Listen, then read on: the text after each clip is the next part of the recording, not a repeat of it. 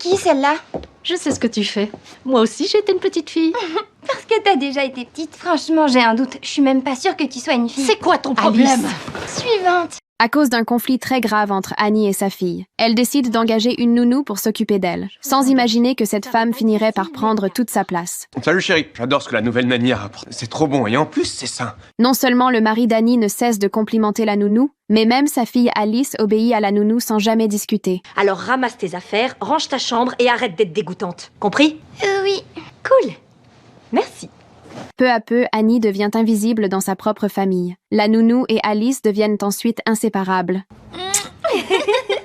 Alice commence même à imiter ses gestes et sa façon de parler. Annie a l'impression d'être complètement mise à l'écart. Je pourrais peut-être vous aider à construire cette maison pour poney. C'est des licornes.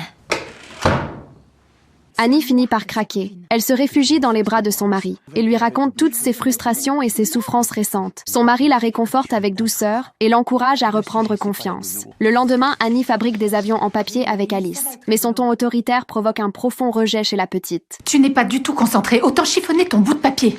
Comme ça, tu veux dire? Les échecs répétés et la pression mentale détruisent peu à peu Annie, au point qu'elle s'évanouit soudain lors d'une séance chez le psy. La bonne nouvelle, c'est que son bébé survit. La mauvaise, c'est qu'elle doit rester alitée pendant un certain temps. Mais la situation familiale devient si grave qu'elle n'ose plus s'arrêter de travailler. Pire encore, Alice lui demande un jour si elle est vraiment sa mère biologique. Comme si ça pouvait être la fille d'une autre femme. Alors tu glisses Alice, ça là. viens me voir. Mais on est en train de faire du lait d'amande avec une étamine. Je vais t'attendre, t'en fais pas. Pour reconquérir le cœur de sa fille. Annie ignore l'avis des médecins et l'emmène au centre d'équitation dont Alice rêvait depuis longtemps. Mais au moment de rentrer chez elle, un accident survient sans le moindre avertissement.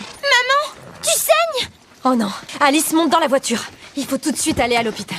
Après cela, Annie doit se déplacer en fauteuil roulant, alors qu'elle est au plus bas moralement. Alice lance soudain une vidéo qu'elle a elle-même enregistrée. Annie pense d'abord y entendre des reproches, mais en réalité, Alice y exprime tout son amour pour sa mère. Je dois vous dire que je suis fière de ma mère. Elle s'occupe bien de ses enfants. C'est même la meilleure mère que j'ai jamais eue. Elle ne sait rien faire de ses mains et elle est nulle en couture. Mais elle est forte et intelligente. Et je l'aime. Je t'aime, maman. Annie serre Alice très fort dans ses bras. Toute la famille est enfin réunie, et tous les malentendus et conflits disparaissent à cet instant.